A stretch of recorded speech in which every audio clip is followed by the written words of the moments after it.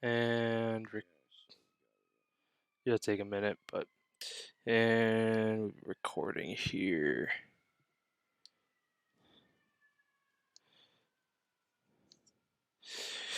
Welcome to the show, everybody. It's Tuesday, April 13th, 2021. Today we'll be breaking down the NHL trade deadline and Julian Edelman's retirement. There were a lot of moves yesterday, so excited to bring them to you today. Well, here's the show.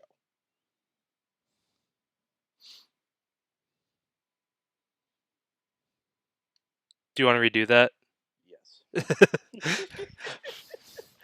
You can, I won't have to, I won't have to redo mine. As soon as I hit play, you can just, yeah. All right.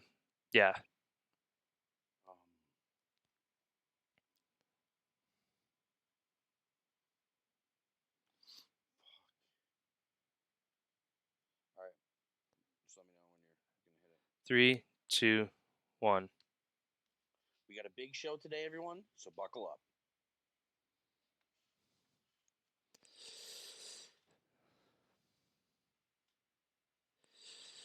All right. What do you want to start with? Well, what do we have the least about? So we start with that first. Move through that. MLB, or not MLB, NBA. We'll do basketball, baseball, football, hockey. Because there's no golf talk.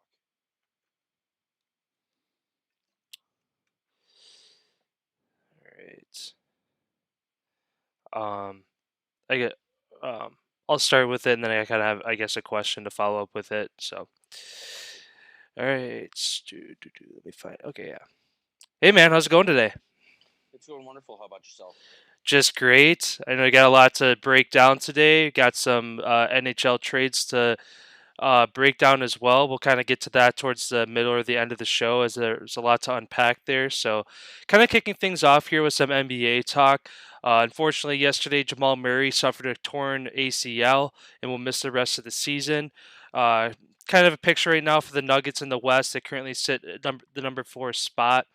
Do you think that they'll hang on with kind of the squad that they have built there and keep a playoff berth, or do you think they kind of skid as there's still a month left in the season? There's a lot of games to be played. That they have a 5 or 6 game lead right now over 8th place, but a lot can happen in a month. I think that they're going to hit a skid. Murray's definitely one of their main contributors as far as on the offensive and defensive end for the Nuggets. I feel like they're going to slide. I feel like they won't get out of that top 10 spot, though, so they will have a chance to battle through that last four to get into the playoffs. I'll see them probably sitting at the 8, 9, or 10 spot probably as the season concludes here. Just because that is a big loss. He eats a lot of minutes for him.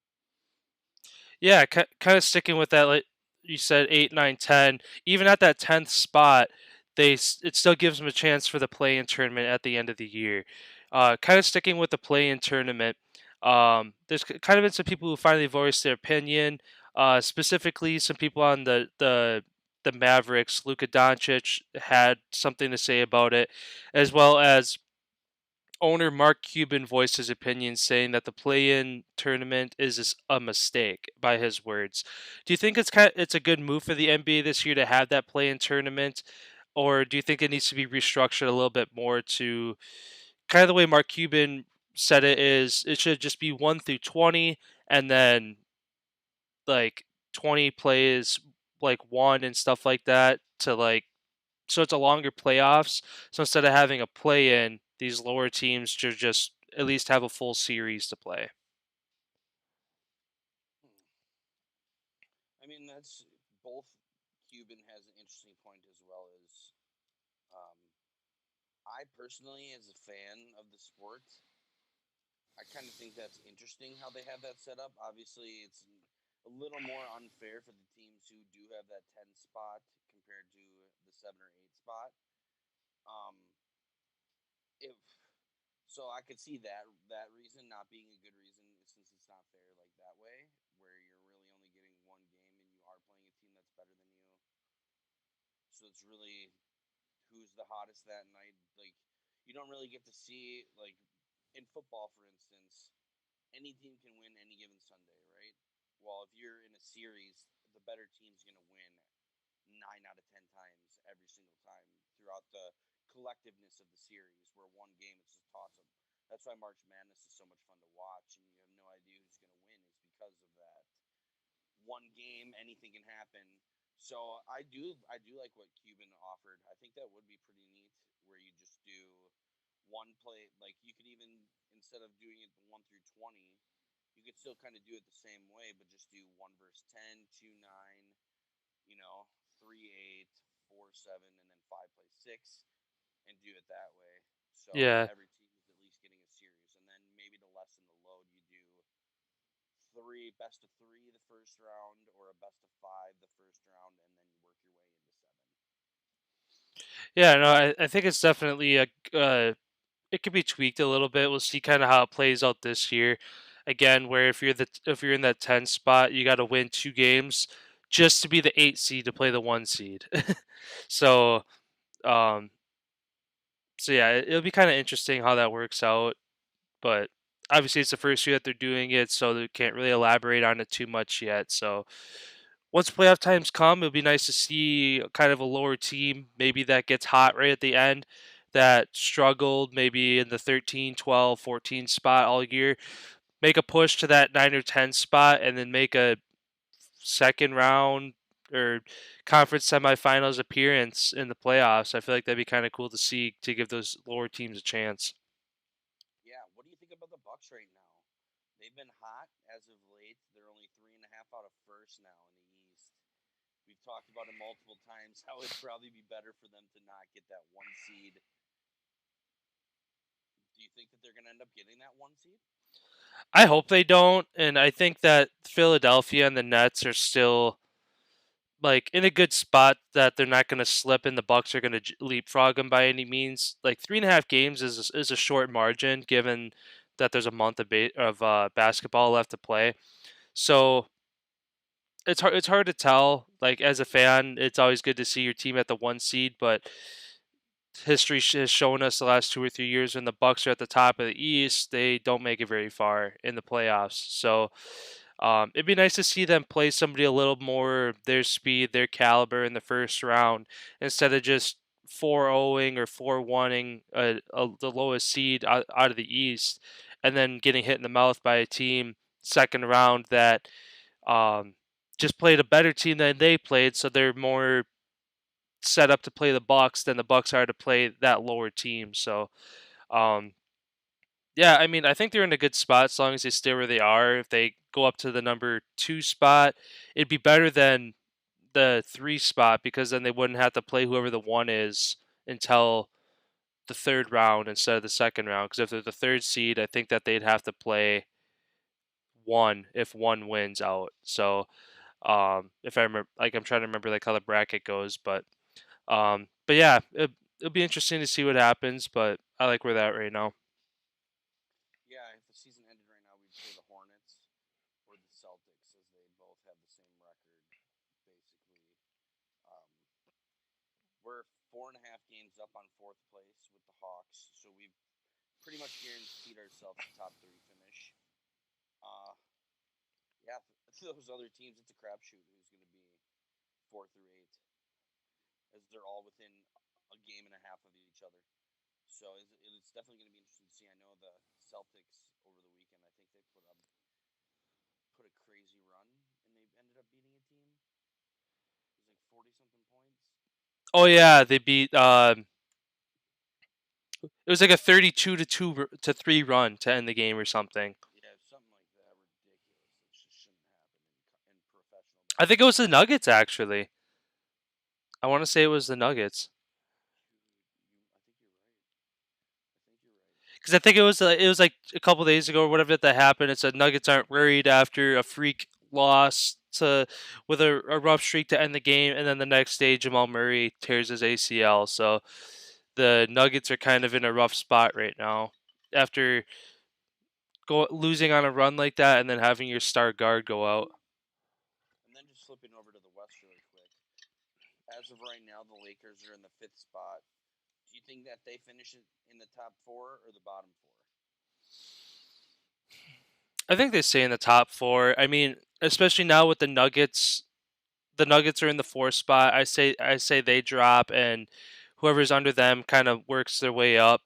Um, I mean, they're kind of holding their ground without AD and LeBron, which is good to see. Obviously, if they kind of pump, if they like snowball down the rankings week after week with those two being out, I'd be a little worried. But they're kind of holding their ground. They're winning games they should. They're losing close games against really good teams and stuff like that. So yeah, so long as they keep doing what they're doing, whatever scheme they got going for them right now, it's working. To wait until they get their two stars back.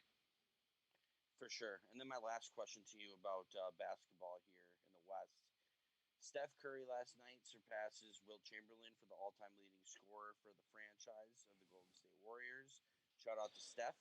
They are currently in 10th place. Seems to be as they have caught a little bit of fire here. Do you think that they fight their way up? What what position do you see them finishing the regular season as they're in 10th right now?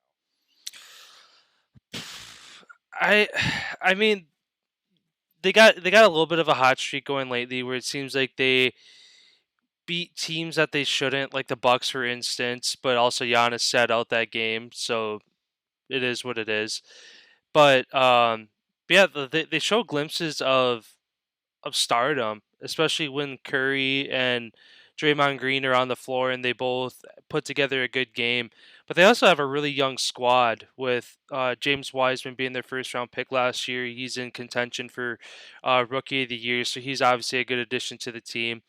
But with a lot of these other teams that you have like AD and LeBron um, in LA, and you got Kawhi and PG with the Clippers. A lot of these teams are starting to get past that two stars on their team and closer to that three or four guys, kind of like the Nets have right now, that are the favorites to win a title this year. So I think that the Warriors need a little bit more from their younger guys and their bench if they're going to make a run. Honestly, surprised me. You said that they're sitting in 10th. I thought they were sitting like damn near at the bottom of the West right now. But I mean, if they can continue to play the way they are, I could see them moving up. I don't see them solidifying a spot like seven or higher. So I definitely see if they do make it, they're going to be in that play-in tournament, either trying to secure the one seed or the seven seed, or the seven seed or the eight seed, or they're gonna lose out whatever it might be in the 9 and 10 matchup or whatever that looks like. So yeah, I mean, good for them to be in the spot that they're at, but I'm not going to hold my breath on them making a run if they do make it to the playoffs.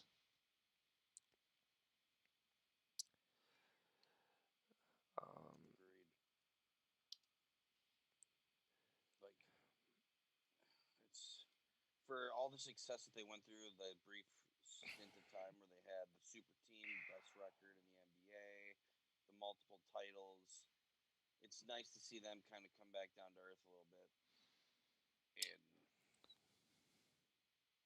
not hit rock bottom like most franchises after they lose a core group of guys like that all end up going to split. They fall to like last place in the league, and it takes a while where they got to get a guy like you said through the draft. Last year was a rough year with all their injuries, but the injuries aside, they've handled themselves very well, and they haven't completely fell off as a franchise where they're at least going to be relevant and make postseason. yeah. But I mean, also when you have one of the best, or arguably the best shooter to ever go on the court in Steph Curry, you can never count that guy out to put up 40, 50, 60 points in a game. And if he can do that night after night after night, you're giving your squad a chance. But then, on, but then on the flip side, when Curry was out, they're getting blown out like 130, 140 something to like 70s and 80s. They weren't even breaking 100. So there's too much inconsistency with that team right now, given that they're literally a week or two removed from being looking like one of the worst teams in basketball. So they could go right back to that if Curry goes out again or he has an off night or whatever it might be. So there's just too much on Curry's shoulders that he can't do it all by himself. Yeah, absolutely. That's all I had for basketball today. I don't know Yeah, if you had anything else. no, that's kind of all I had as well. Switch gears here quick to I'll just quick throw in our MLB minute here. Some brief MLB talk. So Olympic baseball qualifiers will take place in West Palm Beach, Florida, May 31st, June 5th. Uh, Yesterday, the Brewers put up 6 runs in the sixth inning to take down the Cubs 6-3. MLB ump Joe West is awarded $500,000 after a defamation lawsuit with All-Star catcher Paul LaDuca. Ducha. I'm not sure how you say that last You name. said it right the first time, Paul Duca. Duca. Okay. Um, the Dodgers look to continue their hot streak as they have an 8-2 start to the season.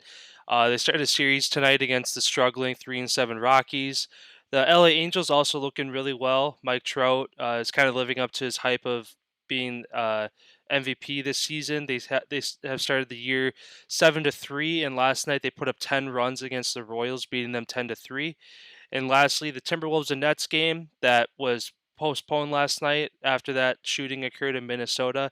That is slated that they're gonna make that up this afternoon here. Yeah, I mean, we've talked about the Dodgers multiple times when we've talked about the Brewers in contention in the NL, and I just don't see anybody that has the firepower to even compete with those guys. Like, it is impressive what they're doing year in, year out for it seems the last 5 years now. They've been right there, whether they've either blown it in the World Series or like last year, they finally put it together and got to win one. I see them being the new Yankees, Red Sox for a while. Oh, for sure. Um, another team too I want to briefly mention, and there's been some hype around them is the Phillies. Ever since Bryce Harper left, ever since they acquired Bryce Harper, they they've been kind of lackluster. It's been kind of a wash, I guess, since he's got there, which is weird to say when you have a guy like that come onto your team. But this year, it seems like they're kind of figuring things out. Um, their current record, I had it up, They're 6-3, I think. 6-3. That's what I thought they were. So yeah, I mean, obviously it's really early in the year. 10 games haven't even been played yet for them, but looks like they have some promise this year. And after kind of reading through an article of are the Phillies the real deal this year, Um, I mean, there's enough to go off if they had some changes in management higher up and stuff as far as coaching changes, restructuring the team, and kind of just developing a winning culture there. And to start this year, kind of looks like they have things figured out so far.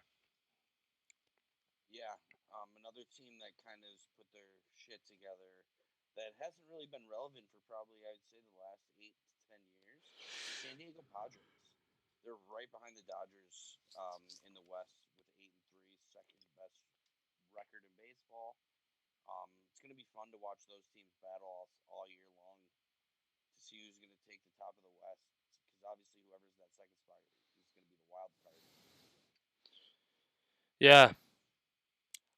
Yeah, it's early in the year. A lot of baseball to be played yet. We'll kind of wait till after the All Star break, and then we'll kind of figure out who's kind of the team that might run away with it this year. Yeah, and the first month really doesn't mean anything in baseball. So this is all just hearsay and just early stats based upon the year.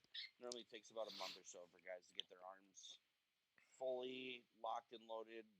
Guys back on the schedule of playing because now they're back to 162 games. So it's a different schedule than what they had last year. That I think what did they do?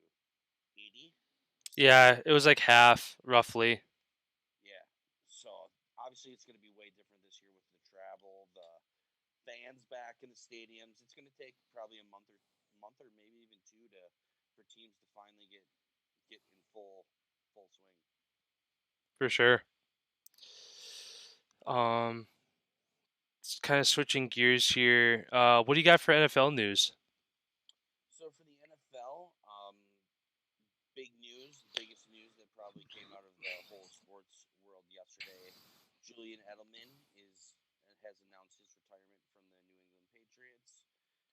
Shout out to him for the great career that he's had. I mean, he's definitely kind of changed the way the wide receiver position is looked at as far as needing a slot guy, one of those guys, smaller, fast guys who can run across the middle, kind of that type of thing, which Tyreek Hill is evolving even into another step of that just straight explosive speed.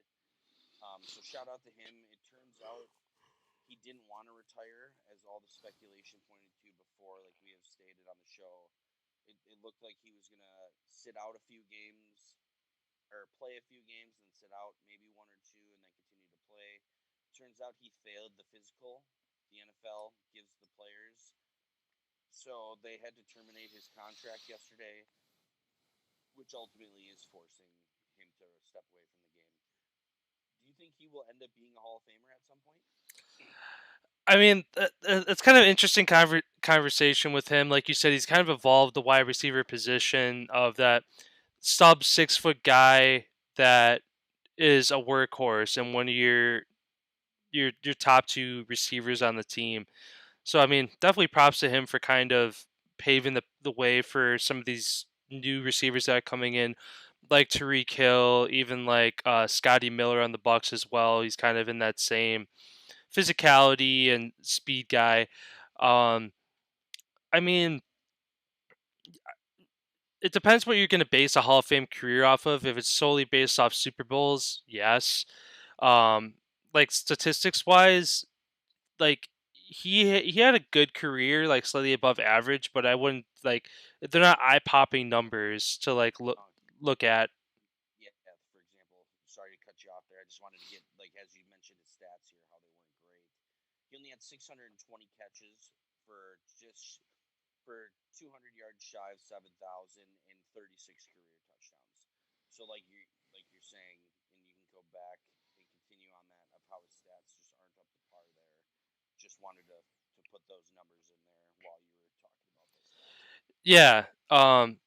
So yeah, like you said, less than 7,000 yards. Usually that like 10,000 mark is kind of like okay, this guy had a good career. And if he was like north of like 8,000, maybe it'd be like even 9,000. It's like okay, he's close, but like 6,800 yards, it's like I don't know if it's just like, but also looking at the team he was on with the Patriots, where you had Rob Gronkowski, you had Randy Moss, you had Aaron Hernandez when he was still in his prime. You have a lot of good talent come in and out of New England while Julian Edelman was there, and props to him for not getting frustrated for taking a back seat to some of these guys. Obviously, in the end, he got a handful of Super Bowls out of it. So I mean, he's got to be happy with that.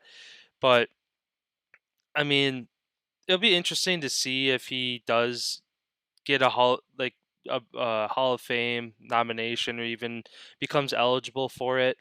So I could see like down the road. I wouldn't say within like probably 10. It'd probably be at least 10 years before he gets brought up in the conversation, mostly because they're kind of looking for people like back like okay who was good 10, 20 years ago that like we could kind of throw into the equation. I could see him getting brought up then, but by no means is he is a first ballot or even within the first 5 years Hall of Fame card nominee. So I mean, just kind of off the bat, my initial instinct is no, I don't see him being in the Hall of Fame. But when I'm in my 40s and 50s, oh, this year's Hall of Fame nominees, Julian Edelman. It's like okay, fine. Like he got like he finally got his time, but yeah, that's just kind of where I stand on it. I agree.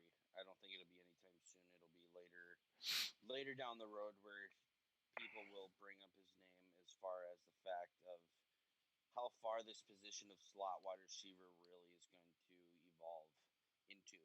Like this could turn to be like, especially the mold of like his size and all of that. Like a lot of teams you're starting to see are gearing towards a little bit smaller guys who can just full out run, and it works. Like, and he was basically the first guy to do it like consistently. He was always that safety valve basically for Tom Brady, and that's why I feel like he doesn't have like he never was a home run hitting guy who was taking it for 80 yards for a touchdown.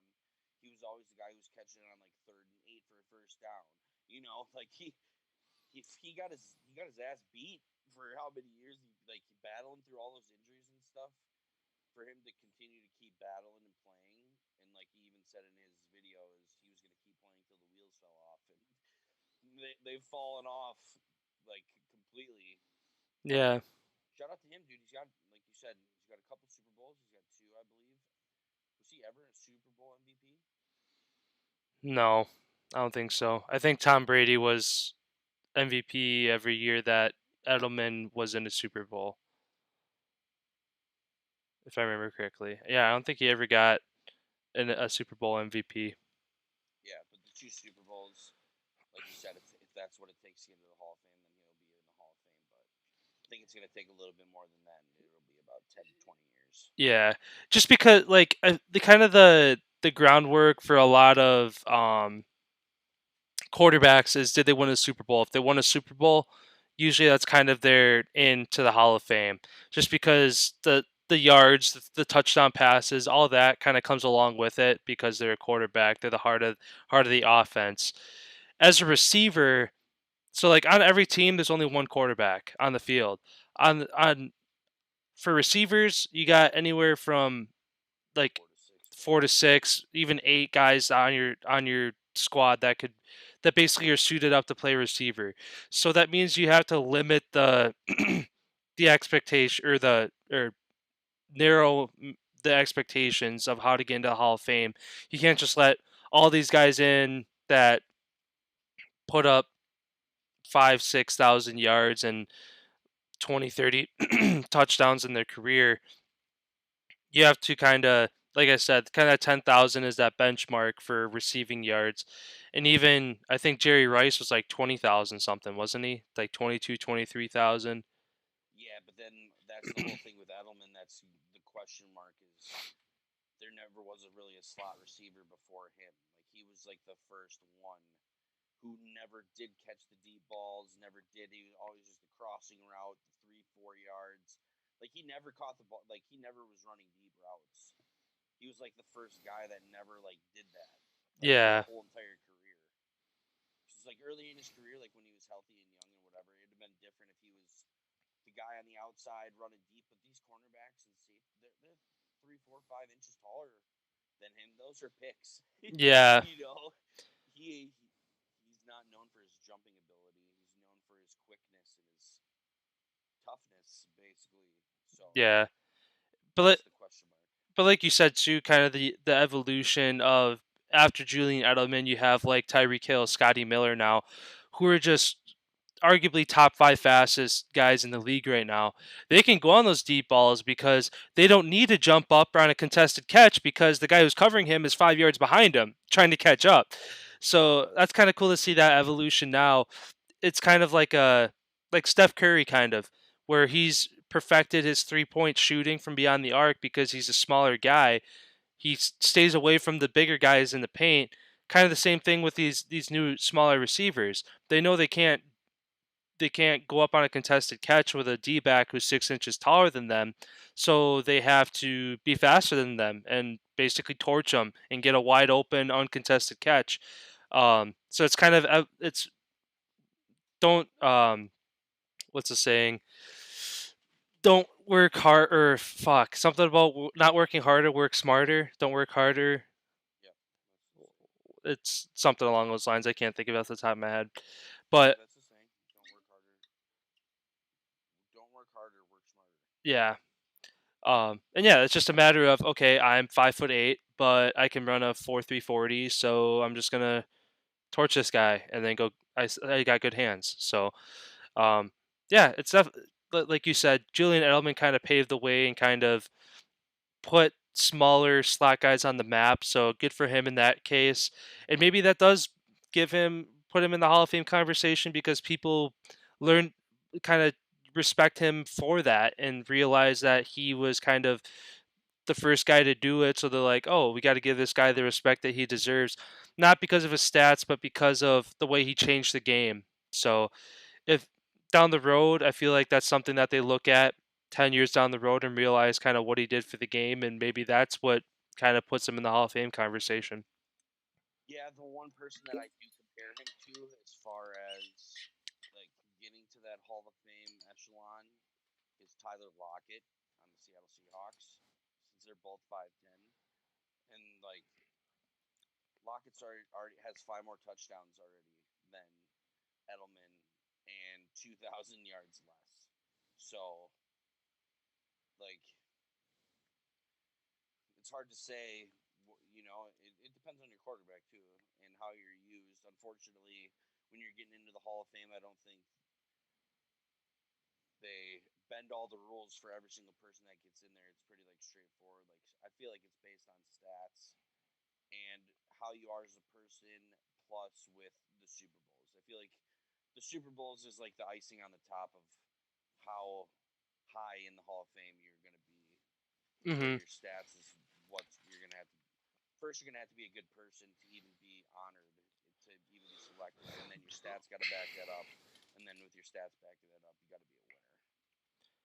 Which is kind of a mark on Julian Edelman's record. Didn't he have drug like violations or like enhancements? I want Could have to been. I want to say he did. I'm gonna quick pull it up just to make sure. But yeah, I think it was kind of early. It was earlier. Yeah, PEDs. Yep. Yep. Okay. I couldn't remember exactly what it was, but I remember because I think he served his suspension. I think he had like a 2 or 4 game. Four. Four. Okay. Yep. So yeah. Um. So yeah, that's kind of the NFL is like less. I mean, like the MLB, like Barry Bonds, how he's not a Hall of Famer because of his um use of steroids and stuff like that, where you can't win MVP and stuff like that. Um, but then like Julian Edelman, he's been a Super Bowl champion and this and that, and been able to play even though he's been caught with PEDs and served suspension because of that. So I don't know if that really tarnishes his Hall of Fame resume. I mean, I would definitely say it does, but um, because he's kind of on that, we're talking about him kind of on on the fence of whether he should be in or not. So that definitely leans him to being not in the Hall of Fame for that reason. Yeah, dude. And looking back on it, Edelman, he was 2019 Super Bowl MVP when the Pats beat the Rams 13-3. He Oh, had 10 catches, 8 were for first downs, 6 were for 10 yards or more. He had a big catch on the game-winning drive as well. Um, yeah, and that was the same season where he started with the first 4 being suspended for PEDs. So he goes from being suspended for PEDs to the Super Bowl MVP. that's funny how the NFL works like that. Only league that would ever happen. Yeah, but yeah, I don't know. Still good for him. He had a great career, and we'll see down the road if it was Hall of Fame worthy or not. Yeah. Um, I guess kind of sticking a tangent off of Julian Edelman, his old friend Tom Brady down in Tampa Bay. Last week we talked about the Cincinnati Bengals releasing vet running back Giovanni Bernard. Tampa Bay Bucks got those deep pockets, somehow keeping guys and keep signing more guys. They go out and pick up Giovanni Bernard on a 1 year deal. Didn't see any numbers as far as how much they're giving him. It just says they signed him to a 1 year deal. So um, good for him to find a team to land on a team being kind of an older guy. Obviously, kind of he's going to be kind of the number three situational kind of back, or if Fournette and Jones are gassed, or one of them gets injured in a game, then he'd see more play time. But also Bruce Arians did come out and say he's not saying who the number one running back is going to be between Fournette and Jones. So maybe Bernard throws his hat into the equation too, and he has a really good training camp and um, OTAs and stuff like that to kind of prove his worth. So I could see the Bucks doing kind of what the 49ers did when they made the three-headed monster, where you got 3 guys and you just rotate them through. So that's more guys that are fresh. Tom Brady can just turn and hand the ball off, so you're avoiding his hits early in the season. He is that play action type of guy who can still fucking throw the ball deep. Loves taking those deep shots when the opportunity presents itself. That's not what he's looking for. He's more of like the game manager type. But yeah, with the three running back style, that opens up the tight ends more. That opens up the wide receivers that they got. Smart move for the Bucks, and yet again they continue to shove it in everyone's face, saying we're going for two. Did Um, you mention Thaddeus Moss to Cincinnati? no, I didn't. I just That happened though, right? yeah. They just signed him yesterday as well. What do you think about that? Them Burrow, them kind of basically trying to reassemble the LSU team in Cincinnati. It seems like what they're trying to do for Joey B. Yeah, I mean it's a good move for a young quarterback, and like obviously it's a very rare case where you can have a guy have now a second guy that he used to play with and kind And of the third this year with Jamar Chase is looking like that's where he's going to go as well. yeah. So if they can kind of put together him with his old receiving core, that's really good for a young quarterback. That familiarity, that chemistry that they had for 4 years at LSU, to bring that to the NFL. Obviously, you have to adapt it because it's a step up from college, but still, it's they're going to be leaps and bounds ahead of some of these other young quarterbacks that are trying to learn the system with um, young receivers from different colleges and old receivers that have been in the league for years, and that's all kind of trying to mesh and work together as one unit. He can go out there and say, "All right," like he just kind of gives his boy the nod, and they know what to do. So, yeah, good move for the Bengals. I've been kind of on the fence with them this year as far as if they're going to be relevant, and I mean this off season that they kind of made some moves that have been impressive. And we'll kind of see with the draft if they do go out and get Jamar Chase and reestablish that LSU team there. I think the Bengals could improve their improve their rankings and potentially be close to a playoff team. I'm not going to say that they're going to be one, but they keep on this trend, they could be close this year. Yeah, because they're in a tough division. Oh yeah, when you're in the AFC North and you got the Steelers, Ravens, and um, Browns, right? Browns. Yeah, Steelers, Ravens, Browns. Browns. All three of which were playoff teams this past year. Um, I don't think there's ever been four teams that have made the playoffs out of one division before. So you Is gotta, that even possible? yeah, now it is because you have your division winner now that they moved it from six to seven, 8. Did they go to 8 teams? seven, because the one seed gets the only bye. So you have an extra wild card now. So you could have all three wild cards come out of one division, technically. But the fact that they all play each other, how do you Well, 2 would play each other, and 1 would play a different team. well no, So you're I'm just saying in the regular season, how you have 6 games all against each other, some like unless you split three, you'd have to all split in you three yeah, you'd have to go 1-1 against every single one. to make it that close to even have that be a chance. So I think it'd be really cool to see. I don't think it. I don't think it'd be the AFC North that's gonna do it. I definitely think like the NFC West would be the first team or the first division that would be able to do that, given the firepower and if all four teams are healthy out of the West, they're all playoff contenders. Um, so yeah, that'd be kind of cool to see it. Never even thought of that happening, but who knows? Yeah, and then the last thing I kind of had here on the NFL is its current ongoing battle with former players, current player, and their wives dealing with systemic racism in the NFL, and how basically how when the NFL came out last year and donated $250 million to equality and all of that, a lot of these people are saying how that is complete bullshit because they made themselves look good in the public, and then behind closed doors, they continue to keep pushing the agenda even further. There's a handful of former players who came out as well as lawyers who have represented some of these athletes, basically just stating how, as far as taking care of athletes, health wise, contracts, all that type of stuff, it turns out that there's two different types of tests. One that is designed for black players and one that is designed for white players. And when in turn the NFL is approximately 70% black. So this whole thing is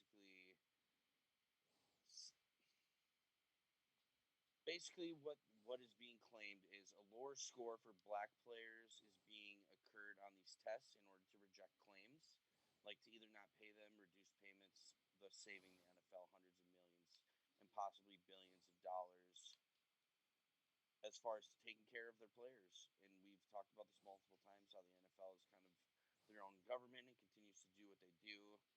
Obviously, it's sad to see that this is continuing to come out in the public, but I'm glad this is. The NFL needs to be held accountable for what they're doing to some of these players, and then you have certain players.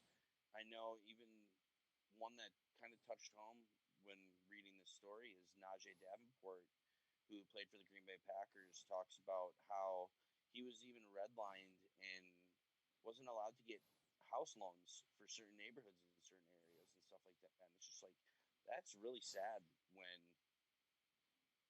you have such a multi-billion-dollar industry and you treat these people like dirt. Like that is so fucking sad to see. Like, and the more that keeps coming out on all this stuff with the NFL, I mean, hopefully you do see maybe a change in the maybe Goodell needs to step aside and somebody needs to come in who's going to change shit. Like it needs to be changed. Yeah, no, I agree. It's like you said, because they're a multi-billion-dollar company. To to like you said too, I think they donated some like money and like efforts towards systemic racism and social injustice to try to make these things stop, only to find out that that's all kind of a publicity stunt, and um it's uh yeah, it's just a publicity stunt, and then behind closed doors they are doing the exact opposite. And there's players that are coming out finally and saying, "Hey, the NFL messed up, and they're doing things to like you said, redline us and not give us proper housing and proper treatment." Obviously, this Najee Davenport's case is years ago, but still, I'm sure it's happening today. But hopefully, this kind of opens up, and where current players are saying, "Yeah, I can relate to this. This is happening now." And hopefully change happens. Um, whether the NFL is going to act on it or just slide some stacks under the table and tell people to keep hush about it. That kind of seems like what they do anytime they're faced with adversity or some kind of problem that might kind of deface the NFL. Yeah, and hopefully that really stops a call for action to all the money being slid underneath the table to all these organizations and stuff to keep everything running the way that it is, where people start saying, no, that's not enough. Like, your offer is not enough for what I've done for your industry. Like, the main story that I was reading out of this was a former guy who played for the Washington football team. He was in two Super Bowls, and then now he's starting to have onset early things with CTE, not knowing where he is, stuff like that. And his wife is one of the like his main spokesperson because clearly he's starting to lose it and doesn't really. And she says that there's so many like wives of NFL players who are on the front lines of this fight because these football players are getting so banged up and their heads are so messed up that sometimes they just forget or they just don't even realize what's happening. Where these wives who thank God are there supporting these players and there to step up and say, hey, like that's not right. Like you can't continue to keep doing this to all of us. Like especially when the stat like 70% of the NFL is ran by the black players, and now you're starting to see a lot of black coaches start moving up into the ranks, and a lot of, I mean, they they deserve equally what is theirs, and I really hope that this battle doesn't continue to stop until it is. For sure. I mean, like you said, it's a staggering number to have 70% of the NFL be black players, and yet in this organization they're the majority, but they're still being treated like a minority. So obviously the script needs to be flipped on that. The NFL has the firepower, the money, the influence, the like the right people to get it done. Be the be the first to start the change, and then you start to see other industries like the MLB, the NBA, they kind of follow suit with any issues they have. Um, Somebody's got to step up and be the first one to do it. Yeah, it's not always cool to be the one guy to step up to a bully or an issue or whatever to face it. Um, Somebody's got to do it though, and it's people's lives at stake. It's people's mental health at stake. It's a lot of things kind of snowballing into one time that where people are using their social platforms and their backgrounds and what they've done to finally bring awareness to it, and we finally get to educate ourselves on it. But the next step after educating ourselves on it is to invoke change. So Yeah, um, absolutely. And like you said, with the NFL hopefully being first, I mean, the NHL was technically the first one to really do something about it. Unfortunately, since there's not much eyes on the NHL, that no one probably even heard about this, but they started a thing. It's called the Hockey Diversity Alliance, which was formed by 7 current and former NHL players, all of which who are African American descent. They basically it started basically kind of when the whole rest of the initiative started when George Floyd was killed last year. They basically came out saying some of the stories and stuff that they've experienced with coaches calling them names, other players, stuff like that, and they really just started an alliance with the NHL. Like the NHL did partner with them on this to stop all of the bullshit. Like everybody's a professional athlete. Everybody deserves to be treated with respect, no matter what your skin color is. And the NHL creating this hockey diversity alliance, hopefully, is continuing to get more players of color and other ethnicities to want to play the game and come over here and play, knowing that they're in a safe space where they won't have to deal with that sort of mockery because it's not tolerated. Like even fans who want to say that type of stuff, like you're making such an ass of yourself and for the sports organization that you support rather than hurting the other person. Like you're just making yourself and who you support basically look like complete dog shit. So glad to see the NHL was really the first one to go out and do this.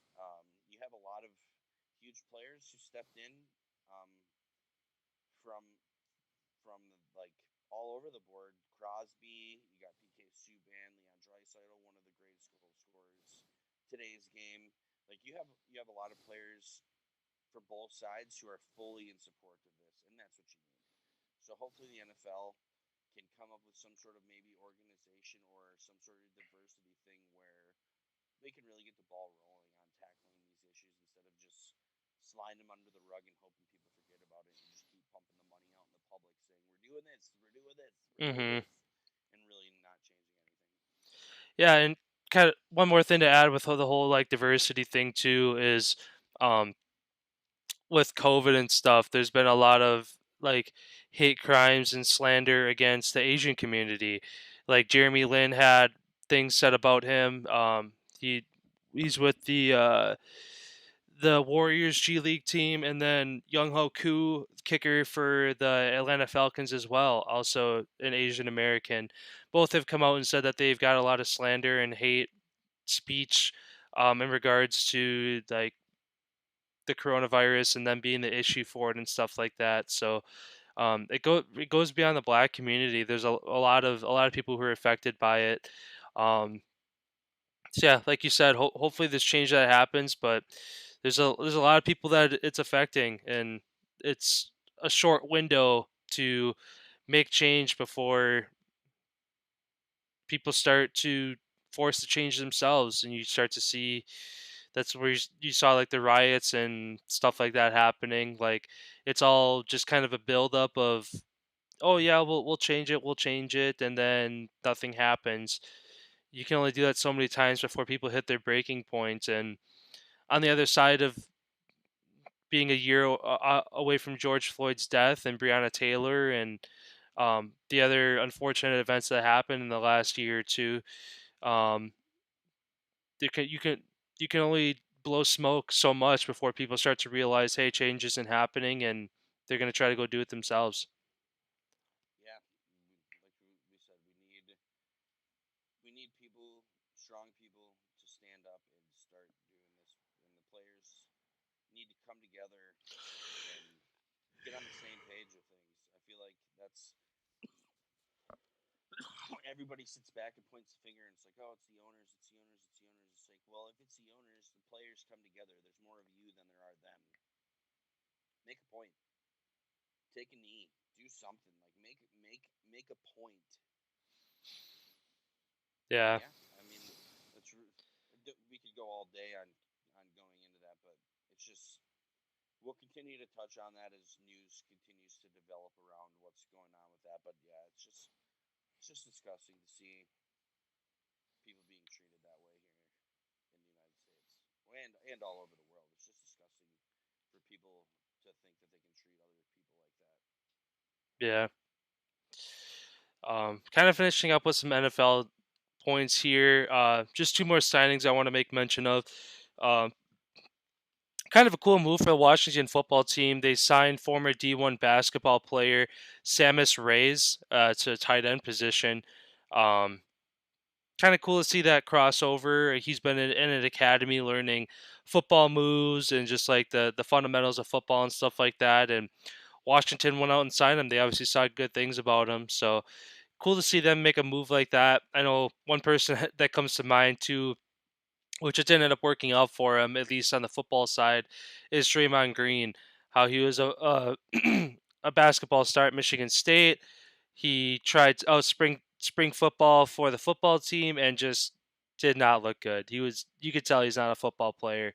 So it's cool to see somebody kind of that dual threat where um,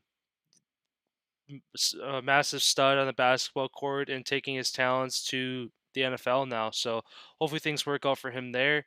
And then one more signing to mention is Arizona Cardinals signed James Conner. Um, so good move for them. I know we since they got rid of Kenyon Drake, Chase Edmonds has kind of been their number one go-to guy. So James Conner shown a lot of potential when he was on the Steelers. Kind of after Le'Veon Bell left, he stepped in and didn't really miss a beat. He was a good workhorse for them. So uh, you kind of have your 1-2 punch now in Arizona with Edmonds and Connor. So good for them. Yeah, good for them. And like you said about these dual athletes, you're starting to see a lot more of that now. Like who Dion, he played both. Like Russell Wilson, he got drafted in the MLB. Kyler Murray drafted in the MLB. Who there's another one. Was it Tua who was drafted in the MLB as well? There's a lot of quarterbacks who get drafted in the MLB. Same as like tight ends in basketball. Like a lot of tight ends are former standout basketball players. The jumping, the body movement, the kind of like posting up a guy down low in the paint. It's kind of that same body movement when you're trying to position yourself to catch a ball, creating that separation, that space to let your arms bring to catch the ball.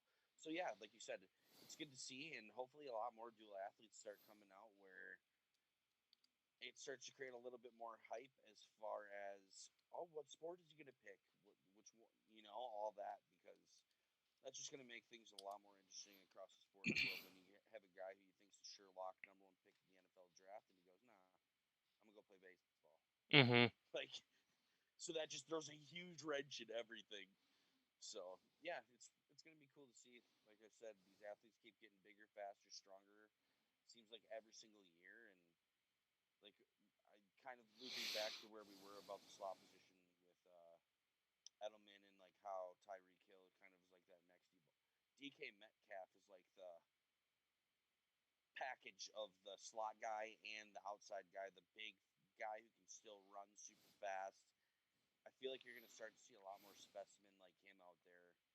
The super track, basically all stars, but who are bodybuilders who can go out there and just. Because I still think that play was one of the most incredible plays I've ever seen when he caught that guy when he ran him down. Oh, Buda Baker. Yeah, like holy cow! I've never seen somebody want to catch somebody that bad. Yeah, it's impressive. It goes to show that if he could catch that D back, that means that if he was him with the ball, he wasn't getting caught. So, um, yeah, it's like you said, it's amazing to see these bigger, faster, stronger guys, um, and still being effective. Like as good as they are, it's scary to be a young athlete coming into these professional leagues nowadays because it's like it's if you're not that same caliber, if you're not that same size, same speed, good luck. Like if you made it that far, good luck. Yeah, that's kind of all I had today. I know kind of wrap things up on your end here with some NHL trade deadlines, unless you had a couple other points you want to touch on before that. No, I think that's all I had about that. We can dive right into the NHL trades here. Um, there has been a lot of movement here, and so I'm not going to touch in detail on every single trade that had happened, but I am going to go back to April 2nd, where I think one of the first big moves of the trades sort of happened. That was the Chicago Blackhawks acquiring Vinnie Hennestrosa from the Florida Panthers. That was a great move for the Hawks, getting a goal scorer and a guy who can kind of fit their new mold of the fast, speedy type of guys. So that was a great pickup for them. Um, Another steal. The New York Islanders get Kyle Palmieri and Travis Zajac from the New Jersey Devils. The Devils are kind of out of the playoff hunt at this point, so they just unloaded two of their veteran guys to try to go get them a cup to the New York Islanders, who are, I believe, they are sitting atop of the standings currently. Nope, I take that back. Well, they're tied. So them and the Capitals are tied atop of the East. Who and the Islanders have just made some big moves there. Another huge move for Chicago. They got Brett Conley from the Florida Panthers. Them doing business with Florida seems to be one of their hot spots to go. There were some other players exchanged in that deal as well, who I don't really need to touch on. Um, Colorado Avalanche on April 10th get backup, well, starting goaltender Devin Dubnyk from the Sharks in exchange for a defenseman and a fifth round pick. That is a huge move for the Sharks. They kind of had some question marks around who's their starting goalie. I know Jones has done very well for them recently, but it never hurts to have a 1-2 punch in the NHL, especially the season, how it's condensed. You need a good backup to go 1-2, 1-2 all season long, and whoever's the hot guy is going to get it in the playoff time. For the Panthers as well, who's in the hunt for the playoffs, they get Buffalo Sabres defenseman Brandon Montour. He's one of their top defensemen, so it's good to see him get out of the dumpster fire of what is Buffalo this season and potentially battle for a Stanley Cup if they can end up making the playoffs there. Tampa Bay Lightning, Stanley Cup champions from last year, added a steal, um, David Savard from the Columbus Blue Jackets. Huge deal for them. Their back end has been there. I know they have one of the best defensemen in the league in Victor Hedman. It's just crazy to see how they go and they log up on another huge veteran who can log a lot of minutes. He's the physical type of guy, just the type of guy you need when you're going into the playoffs to give your team some boosts, saying, "Hey, we got another guy who's here to battle." I could definitely see them going on another run. The Toronto Maple Leafs, they got Nick Foligno, former captain for the Columbus Blue Jackets. That I didn't see that coming. Toronto is just going all in this year on winning the Stanley Cup for all their first round battles that they've had and finishing on the losing side. With Austin Matthews leading the league in goals at this point, he, I mean, the young guys that they have on their team right now are just in full swing. Like they're at the top of their game. So bringing in another experienced guy, especially who has, like I want to say now that he's the fourth player on their team now who's been a captain for another franchise. So like they've got the experience. They finally put all the main pieces together to say we got a leader on every single line now who's been a captain somewhere where that ship ain't gonna rock. Like the boat's not gonna rock too much. We're gonna keep things steady and hopefully that they can make a run this year because it'd be cool to see them get out of that slump. Boston Bruins, they got a defenseman, Mike Riley from Ottawa Senators. That helps the bees. I know they've been kind of on a slump as of late. Hopefully that continues being a Flyers fan so that maybe we can hop them for that fourth spot. But Boston is Boston. They battle every single year, and you want them to die, and they just never die. Like they've they've made like a handful of great moves, like as well as bringing in Mike Riley, Taylor Hall, former league MVP, and Curtis Lazar from Buffalo Sabres in that dumpster fire over there. They're going to get a chance to potentially battle for the Stanley Cup, which is great for them. The Pittsburgh Penguins get my boy Jeff Carter from the Kings for conditional picks in 2022 and 23. Hate to see it that my favorite player now plays for the arch enemy of my team, but good for him. I mean, he's already got a couple Stanley Cups with the Kings. Would be a nice ride off into the sunset. Getting one more Stanley Cup with Sidney Crosby. Maybe that'd be the way to ride off into the sunset, playing with one of the greatest players to play the game of all time. Um, Not too much else like crazy trades. Capitals get Anthony Mantha from the Red Wings. I have no idea how the Red Wings got this deal to go through, but they got a guy who is kind of on the end of his career for two veterans and a first round pick for this year and second round pick there. So it just goes shows the Capitals are kind of all in at this point. Clearly, they think that Mantha is going to do something great for him. So hopefully it works out for him. Um, Another Capitals acquisition. They get Michael Raffle from my Flyers in exchange for a fifth round pick. No idea why the Flyers would get rid of a great player for just a fifth round pick. So it's kind of sad to see, but good for the Capitals. I mean, we wish them the best. I don't know the exact number, but I want to say the last 7 or 8 guys we've gotten rid of have gone to win Stanley Cups at the teams that they've gone to. So go win a cup, Raffle. I mean, thank you for what you've done for Philly. Same with Eric Gustafson, who got traded as well yesterday, defenseman. We sent him to Montreal. They're looking good. He's going to help them on their back end. So that's kind of all the major trades that really happened over the past month. Um, I got a few questions for you here. Capitals sitting top of the East right now. Do you think with what they did yesterday and over the past month is going to keep them in first place heading into the playoffs, or do you think the Islanders or the Pens are going to catch them and pass? I mean, being that the Capitals are kind of my go-to team the last like really 4 or 5 years, it's kind of been the team I followed the most. So it's great to see them go win a cup a couple years back.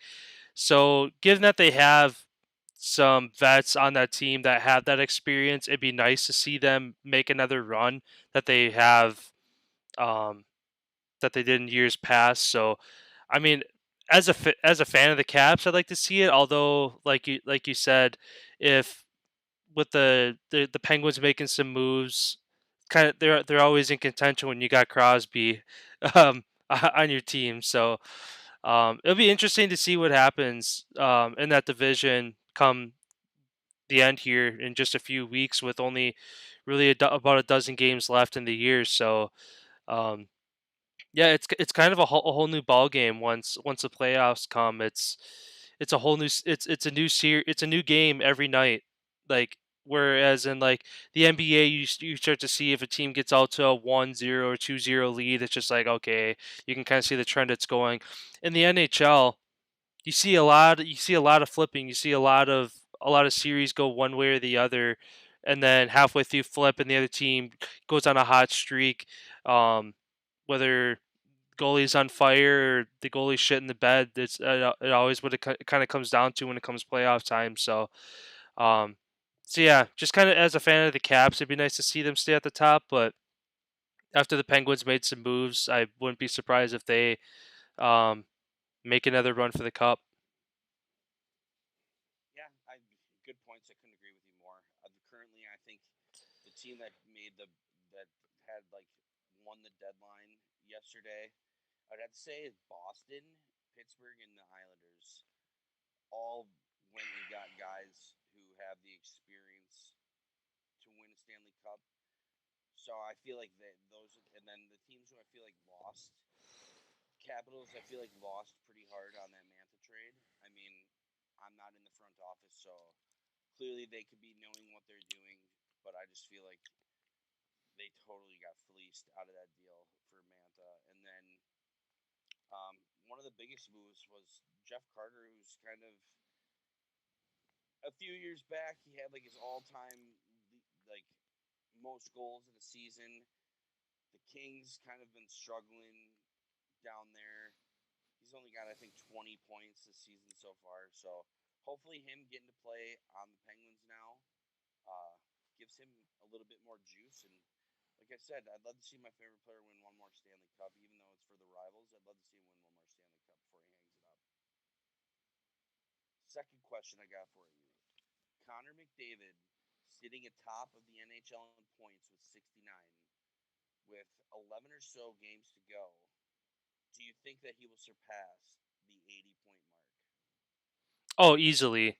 Um, I mean, with you said 11 games to go, he's got to put up 2 points a game to kind of surpass that mark. Um, obviously a great goal scorer, and he's got a amazing eye for the ice to find open guys to rack up assists as well. So, I'm yeah, I don't see him having a problem racking up 11 more points in the last 10 10 games. games. 10 games, yeah. So, yeah, he's got to get at least 1 point a game and then get 2 points in one to surpass that mark. Obviously, having another amazing year, I don't see that being an issue for him. And then sticking with the Edmonton Oilers here, Leon Draisaitl, teammate of Connor McDavid, currently sits at 61 points, 8 behind McDavid. Do you think both of them can hit 150 points total in tandem on the year when they're at 130 right now? So 20 points collectively in the last 10 games. I mean, I don't see why not. Like talking about McDavid, kind of where if he doesn't pick up the slack, I think they can easily both hit that 150 mark together. It's been kind of crazy to see arguably two of the best guys in the league this season on the same team, putting up that amount of points together. Usually you see one guy doing it, and then maybe in the opposite conference, you have another guy kind of matching it. It's like, oh, who's going to do it? But it's like you see two guys having MVP caliber seasons on the same team. So, um, yeah, I think it'd be really cool. I don't know when the last time that happened. That a combined two guys put up 150 points on the same team.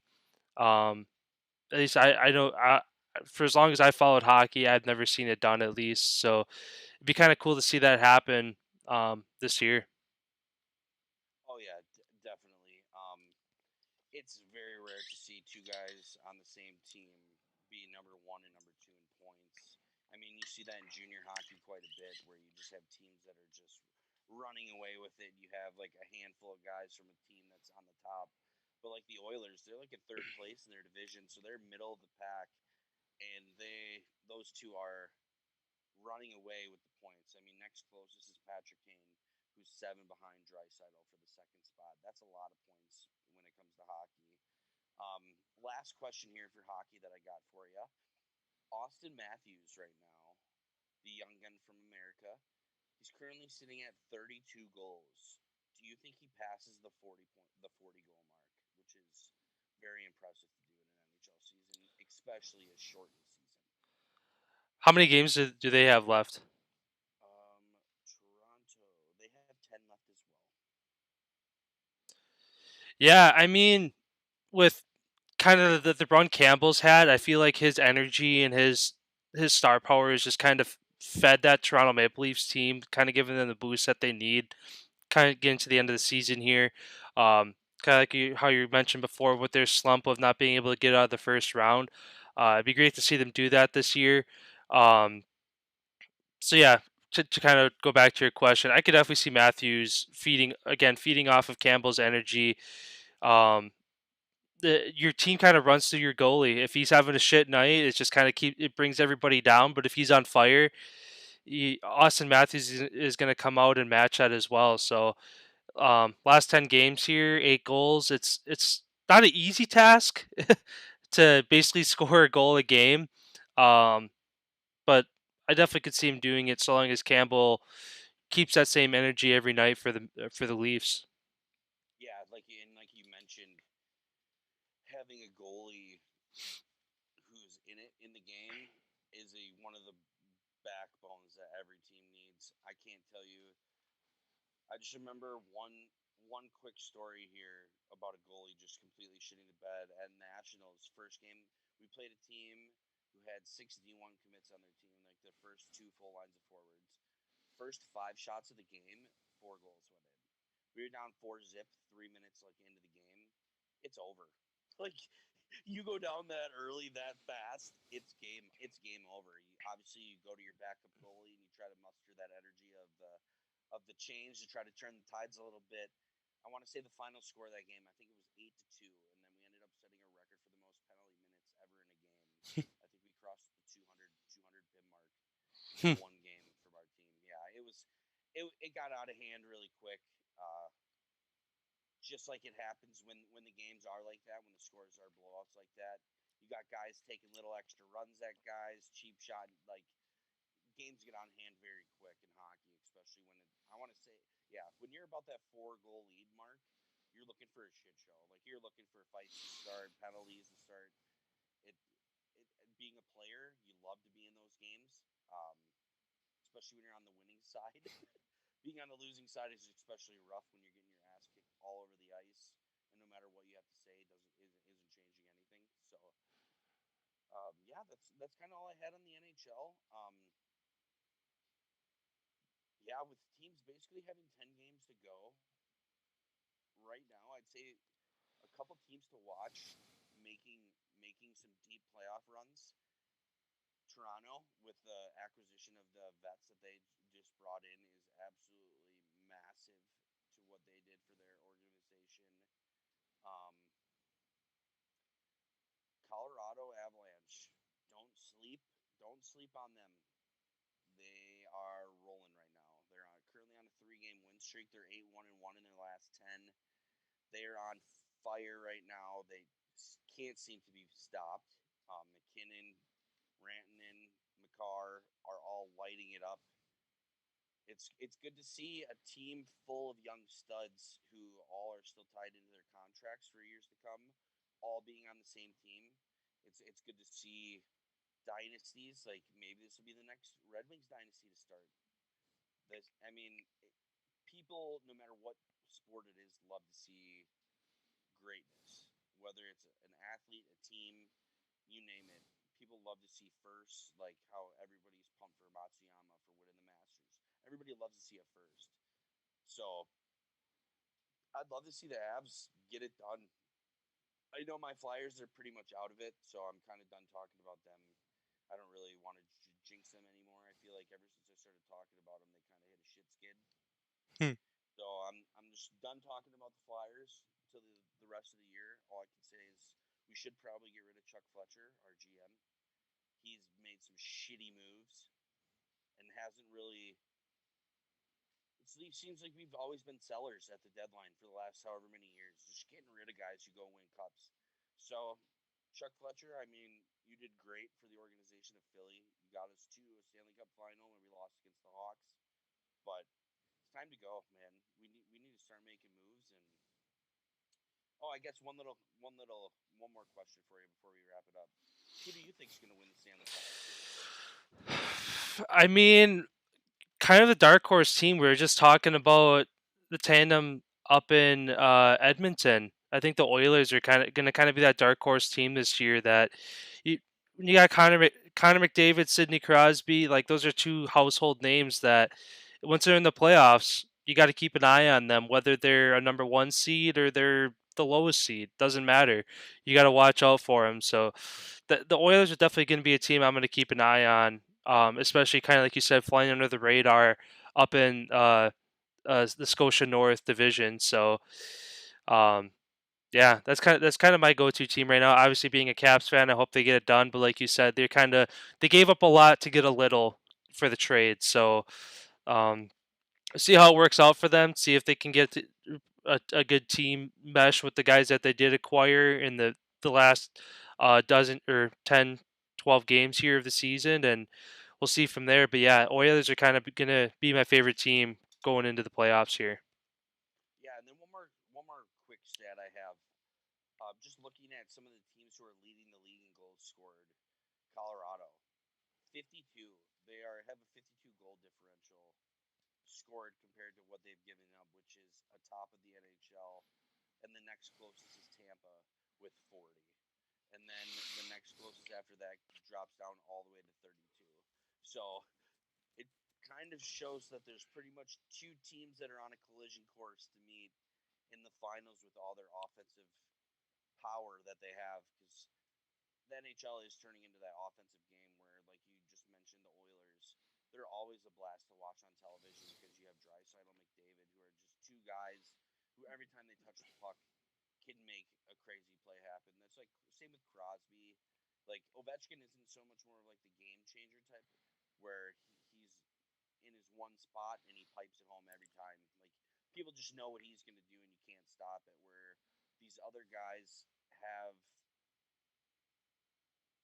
bigger roles, I should say. Like Ovechkin's more looked for as being a scorer than Crosby. He's like more of like a defensive center who takes high priority of winning the face-off, being in position in the defensive zone. Earlier in his career, I could say you could see him taking a little bit more chances on offense, trying to get involved, but he knows how much defense plays a part in winning. And when your team gets hot, like they are right now, and they just added a goal scorer, another guy who can get hot, and Jeff Carter, like they could be off to the races. Like now is not a time to struggle if you're in the NHL. With 10 games to go and you're about to go into some fierce competition, now's not the time to hit a little skid. Now's the time to step on the gas and accelerate your lead, accelerate your dominance, start putting like, and I know my Flyers play your Capitals here like 5 times. I think it is 4 times in the last 10 games or whatever. It's like you're going to see some battles. You're going to see some battles out there because teams know, especially teams who are on the outside looking in at this point, every game is one step closer to getting there.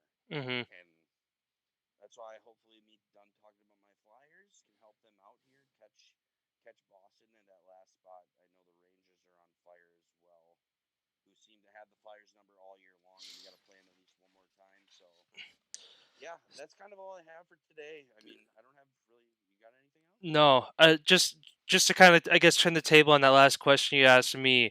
With you said kind of you're kind of that light at the end of the tunnel for the Flyers is getting smaller and smaller every day. Tonight might be kind of the closing of this season for them if they can't get it done against the Caps. Who's your go-to team for the come Stanley Cup playoff time? That you're going to be keeping an eye on. Well, there's I know you said the there's Avalanche, but yeah, they're kind of there's high three flyers. But there's like three teams that I've been watching all season long who have really changed how I look at them. Like the Florida Panthers, that's one team I've started to fall in love with. They have a guy who's currently got the Iron Man streak for the longest, most consecutive games played in a row. Keith Yandel, shout out to you. Um, they've been rolling, and especially for a team who doesn't. For people who don't watch NHL games, the Florida Panthers they get the least amount of fans at their game all the time because they're in Florida, sunny place. They're kind of outside the city. Stadium's kind of like in the middle of nowhere, and there's stuff to do all day in Florida when there's nice weather. So people don't really want to go sit at the games, that type of stuff. for the fans that you're starting to see start to come to these games now that this team has finally turned things around and they have phenomenal players on their team. I mean, it was sad to see them lose their top defenseman. I know we brought that up when Chase Drake was on. Aaron Ekblad going down with his knee injury. He was on pace to win the Norris. He was having his best season that he was having so far. So it's even with them losing him, they're still on a roll and they're still holding that playoff spot. So I could see the Panthers potentially making a deep run. Um, Another team who kind of is in the shadows a little bit, the Vegas Golden Knights. I know in the West, it's all about Colorado. Um, they get all the attention. Vegas still being that newer team, only a few years into it, they've seemed to be there every single year, right on that doorstep. So the guys who they chose originally when they did that expansion draft was clearly the right guys. Whoever they had take that position clearly knew what he was doing when he was building a franchise, as he did it basically in 1 year, and they've been relevant ever since then. So it's really interesting too, and that's one thing that I didn't bring up even like with the trade deadline with Seattle coming into the league next season. There's going to another expansion draft, so guys are protected slash guys are getting released. I really wonder if some of these teams who are holding on to some guys that they kind of don't want, maybe that's their chance to unload them for free, like without having to like do any deals or losing any money, do none of that. Just take them. But yeah, those are my two. Those are my two dark horses: Vegas and Florida. Florida. I mean, the Blackhawks. As much as I hate them, they've been right there too. They've been battling. I've watched a handful of their games. Minnesota Wild has been surprising as they've done as well as they've done so far. Um, yeah, it's the season's really getting close to the end. But I just would like to see anybody but Tampa win it again. It's always nice to see somebody else get to win the cup. Like I'd love to see Toronto win the Stanley Cup as much as everybody kind of like hates Toronto in the NHL. I'd really love to see them win it.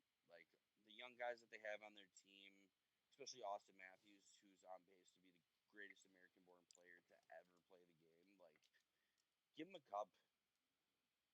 Let him start cementing his dynasty now. Like why wait? Kid in his first game, he had 4 goals. Like he's unreal. So you'd like to see the good players do well, obviously. Mm-hmm. Crosby too. Like you'd love to see him win another one. Ovechkin, you'd love to see him win. Like there's so, I'm just so torn, especially with being a diehard hockey fan since I can remember being able to walk, seeing the last lingering guys who have made it from when I was a little kid who are still now. It's like you want to see them continue to win cups and continue to do good just for the sake of the league. But yeah, it's really cool to see with all these new young kids coming in. I hope Cole Caulfield gets a shot for playing for Montreal this season, as they're right there. So yeah, that's pretty much all I got. Yeah. Um, yeah, that's all I had for today as well.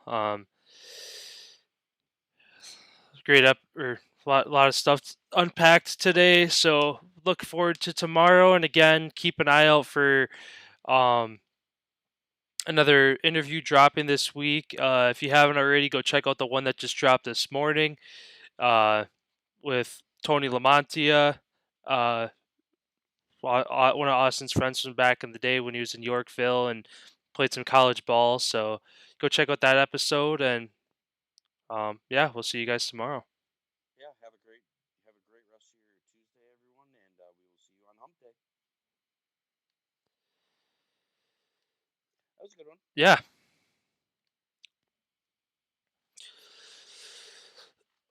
Oh, my fucking ass.